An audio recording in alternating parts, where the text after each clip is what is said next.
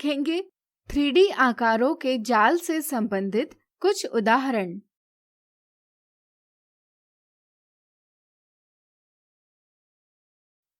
नीचे दर्शाए गए ठोस का प्रत्येक किनारा 3 सेंटीमीटर का है। ठोस का जाल यानी नेट खींचे। जाल 2D में बनाया गया ऐसा ढांचा या रूपरेखा होती है जिसे मोड़ने पर परिणाम स्वरूप एक 3D आकार प्राप्त होता है। चलिए दर्शाए गए आकार का जाल खींचे। दर्शाया गया ठोस यानी सॉलिड एक त्रिभुजाकार पिरामिड है। इसमें कुल 4 फलक यानी फेसेस है।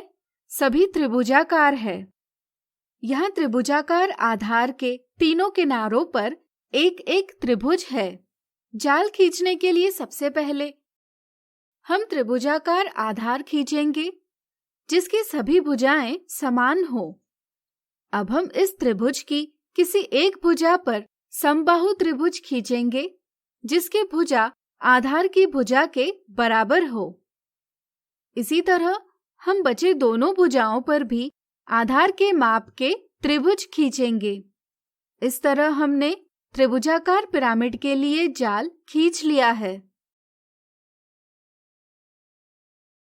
अगला उदाहरण, निम्न दर्शाए जालों में सभी आयतों की लंबाई 7 सेंटीमीटर और चौड़ाई 4 सेंटीमीटर है तथा दर्शाए गए सभी त्रिभुज समबाहु त्रिभुज है जिनकी भुजा की माप 4 सेंटीमीटर है।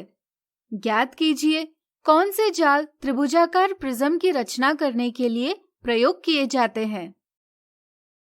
हम जानते हैं कि त्रिभुजाकार प्रिज्म में 2 त्रिभुजाकार फलक प्रिज्म के आधार होते हैं और 3 आयताकार पार्श्व फलक होते हैं।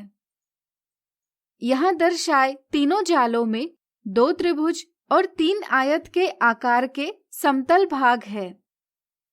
चलिए पहले आकृति की बात करें। सुविधा के लिए हम विभिन्न शीर्षों को नाम देंगे। त्रिभुज PED को हम रेखाखंड DE के अनुदिश इस प्रकार मोड़ेंगे कि वह आयत DEFC को लंब हो। इसी तरह हम त्रिभुज QCF को रेखाखंड CF के अनुदिश इस प्रकार मोड़ेंगे कि वह भी आयत DEFC को लंब हो। अब हम आयत ABCD को भुजा CD के अनुदिश इस प्रकार मोड़ेंगे कि उसकी भुजा AD त्रिभुज PED की भुजा PD से संलग्न हो तथा भुजा BC त्रिभुज QCF की भुजा QC से संलग्न हो। इसी तरह हम आयत EFGH को भुजा EF के अनुदिश इस प्रकार मोड़ेंगे कि उसकी भुजा EH त्रिभुज PED की भुजा PE से संलग्न हो तथा भुजा FG त्रिभुज QCF की भुजा QF से संलग्न हो। इस तरह हमें एक त्रिभुजाकार प्रिज्म यानी ट्रायंगुलर प्रिज्म प्राप्त होगा। इसी तरह यदि हम दूसरी आकृति को मोड़ते हैं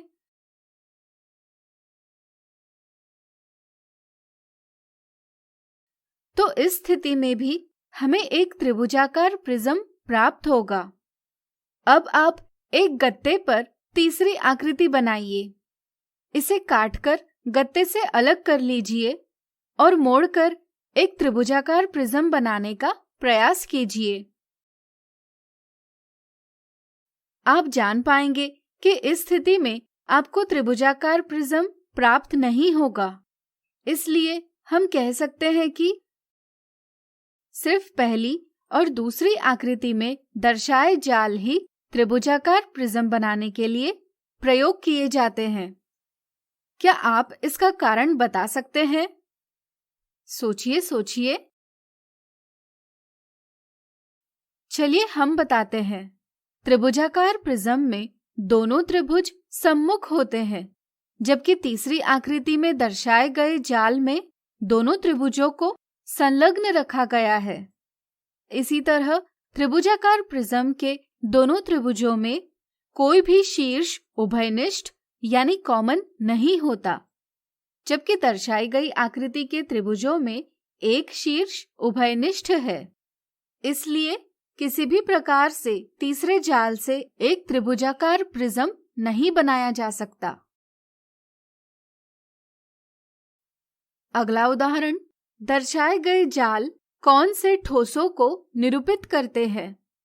चलिए पहली आकृति की बात करें। यदि हम इसके एक सीधी भुजा को घुमाते हुए दूसरी सीधी भुजा पर लाते हैं तो वक्राकार भाग वृत्त का रूप ले लेता है। तश्तरी को मोड़कर हम खुले भाग को ढक लेते हैं। इससे हमें एक शंकु यानी कोन का आकार प्राप्त होता है। चलिए दूसरी आकृति की बात करें। हम आयत को चौड़ाई की ओर वृत्ताकार रूप में मोड़ेंगे और खुले भागों को तश्तरियों से ढक लेंगे। इससे हमें एक बेलन यानी सिलेंडर प्राप्त होगा। अब आप स्वयं ज्ञात कीजिए कि तीसरी आकृति में दर्शाए गए जाल से कौन सा त्रिविमीय आकार प्राप्त होगा। तो आज हमने देखे 3D आकारों के जाल से संबंधित कुछ उदाहरण। अगले वीडियो में इनसे जुड़ी कुछ मिथ्या धारणाओं को दूर करेंगे।